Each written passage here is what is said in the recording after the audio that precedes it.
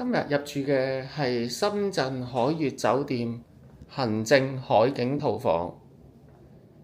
一入到嚟嘅就係一個大廳，大廳呢就望住對面香港沙頭角嘅海景嘅。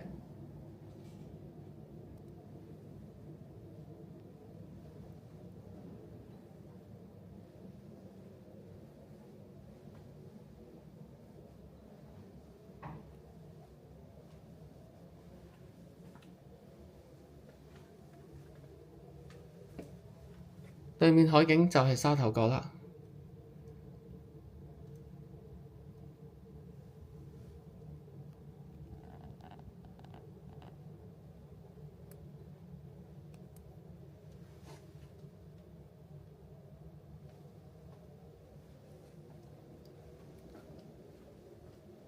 而大廳呢就有個小酒吧嘅。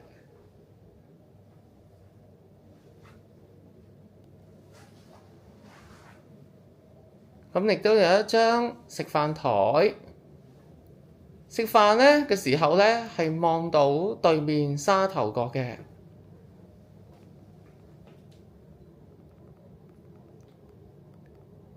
離開咗客廳就會進入睡房區，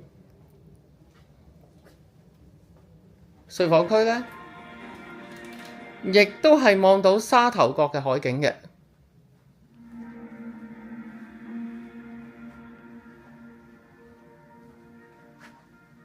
同時，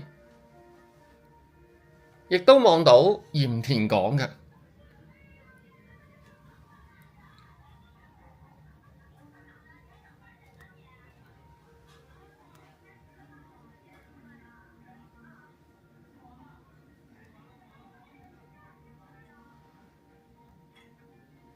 而睡房側邊就係衣帽間同埋浴室同埋洗手間嘅。